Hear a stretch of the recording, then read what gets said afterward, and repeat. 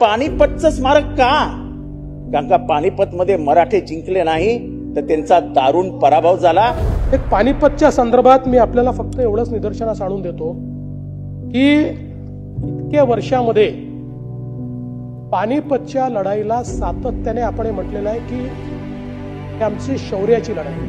याचं कारण काय माहिती आहे? पानिपतच्या लढाईशी किंवा अहमदच्या अब्दालीशी मराठ्यांचा काही संबंध नव्हता. तो काळ असा होता की ज्या काळामध्ये संपूर्ण देशामध्ये मराठ्यांनी एक आपली ताकद उभी केली होती आणि वेगवेगळ्या ठिकाणी वेगवेगळ्या लोकांना बसवलेलं होतं जे तिथला राज्यकारभार चालवायचा. त्यावेळेचा दिल्लीचा जो बादशाह होता हा मराठ्यांना खंडणी द्यायचा किंवा खंडणी त्याला काय टॅक्स म्हणतात, टॅक्स द्यायचा, महसूल द्यायचा, खंडणी नाही महसूल द्यायचा, टॅक्स द्यायचा, हा चौथाई द्यायचा. आणि ज्यावेळी अहमदच्या अब्दालीने येऊन या ठिकाणी दिल्लीवर कब्जा केला त्यावेळी त्यांनी मराठ्यांना पत्र लिहिलं की दिल्ली वाचवण्याकरता या. काही काम नव्हतं मराठ्यांचं, देशातलं कोणी गेलं नाही, मराठी तिथे गेले. मराठ्यांनी दिल्ली जिंकली, अब्दालीला हरवलं. अब्दाली पळून यमुनेच्या पार जाऊन बसला. यमुनेच्या पार जाण्याची तयारी देखील मराठ्यांनी केली. त्या दरम्यान अहमदच्या अब्दालीने मराठ्यांना एक पत्र पाठवलं आणि त्या पत्रात त्यांनी म्हटलं तुम्ही शूर आहात, तुम्ही वीर आहात, मला तुमच्याशी लढायचं नाही, आपण समझोता करू, तुम्ही हे मान्य करा पंजाब, सिंध आणि बलुचिस्तान हा माझा प्रदेश आहे आणि उरलेला भारत हा मराठ्यांचा, हे मी मान्य करतो. आपल्याला कल्पना असेल मराठ्यांनी अटकेपार झेंडे लावले होते. अफगाणपर्यंत या अहमदशाहला पूर्ण परास्त करून अफगाणमधून आपण आलो होतो, त्याचा बदला घेण्याकरता आला होता. पण त्याला हे लक्षात आलं की या बलाढ्य मराठ्यांपुढे आपण या ठिकाणी टिकू शकणार नाही आणि म्हणून त्यांनी सांगितलं की हे 3 प्रांत, आता याचा काही मराठ्यांशी संबंध होता, पंजाब, सिंध आणि बलुचिस्तान, मराठ्यांनी त्यांना उत्तर पाठवलं 1 इंच जमीन तुम्हाला आम्ही देणार नाही. बरं, या 3 ठिकाणी मराठे राजा नव्हते, या ठिकाणी मराठ्यांना मानणारे किंवा त्यांच्याशी संलग्न असलेले, संधी केलेले लोक त्या ठिकाणी राज्यकारभार करत होते. मराठ्यांनी त्या ठिकाणी ठरवलं आणि त्यानंतर ती लढाई झाली. त्या लढाईमध्ये जर त्या लढाईचा इतिहास बघितला ही पहिली लढाई अशी आहे की ज्या लढाईमध्ये बंदुकांचा वापर झालेला आहे आणि इकडे मराठ्यांच्या फौजेत इब्राहिम गारदी होता ज्यांनी 8000ची फौज तयार केली होती, ज्यांनी परदेशातलं प्रशिक्षण घेतलं होतं.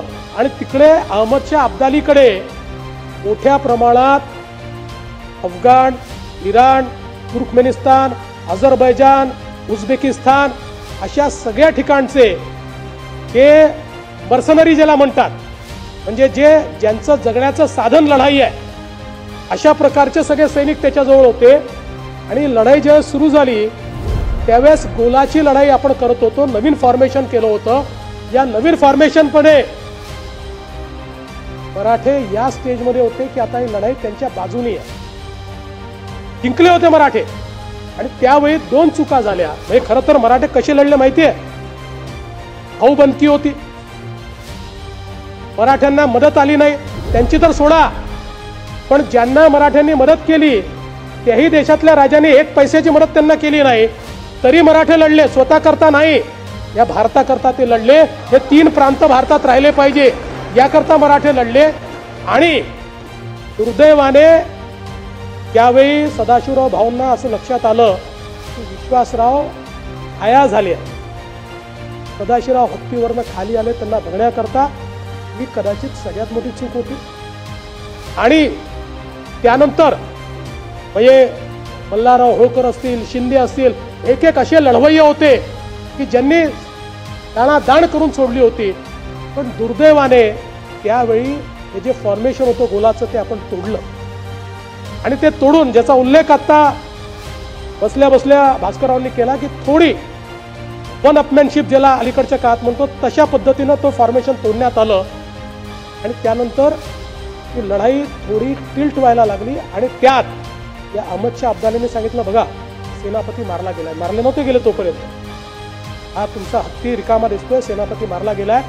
आणि त्यातनं मराठे चौथा आले आणि सगळं फॉर्मेशन तोडून लढाई सुरू झाली आणि मग त्या लढाईचा जो अंत झाला. पण ही लढाई इथे संपत नाही. यानंतर महादजी शिंद्यांनी 10 वर्षांनी पहिल्यांदा, त्याच्या आधी महादजी शिंद्यांनी हा जो तुम्ही ज्याचं नाव घेतलं इब्राहिम दुरानी, या दुरानींनी जे काही त्या ठिकाणी सगळं तयार केलं होतं, अक्षरशः जाऊन तोडफोड केलं आणि त्याला नायनाट करून टाकला. आणि बरोबर 10व्या वर्षी महादजी शिंदेंनी दिल्ली पुन्हा जिंकली आणि एक छत्री अंमल आणला. आणि यात सगळ्यात महत्वाचं काय आहे, यात महत्वाचं हे आहे की आपण म्हणता ना, अहमदच्या अब्दाली लढाई जिंकला, अहमदच्या अब्दाली देशात थांबलाच नाही. खरं म्हणजे ही लढाई जिंकल्यानंतर तो भारताचा अनभिषिक्त राजा झाला होता.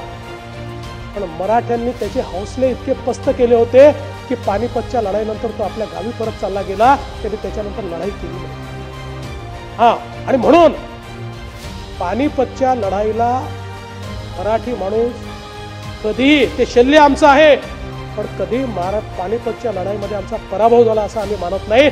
त्या पानिपतच्या लढाईमधनं ऊर्जा घेऊन महादजी शिंद्यांनी पुन्हा एकदा या संपूर्ण भारतामध्ये छत्रपती शिवरायांचा भगवा झेंडा हा दिल्लीवर लावला आणि भारतात मराठ्यांनी पुन्हा एकसंघ राज्य स्थापन केलं.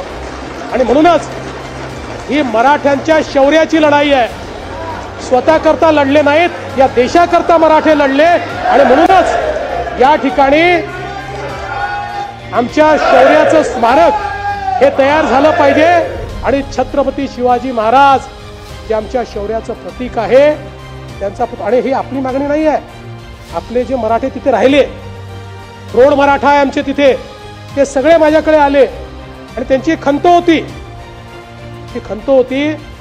मी मुख्यमंत्री म्हणून गेलो तर त्यांना इतका आनंद झाला. आमचा प्रयत्न असेल दरवर्षी मी किंवा कोणीतरी उपमुख्यमंत्री त्या ठिकाणी जावा, मोठं शौर्य प्रतीक ते त्या ठिकाणी तयार करतात.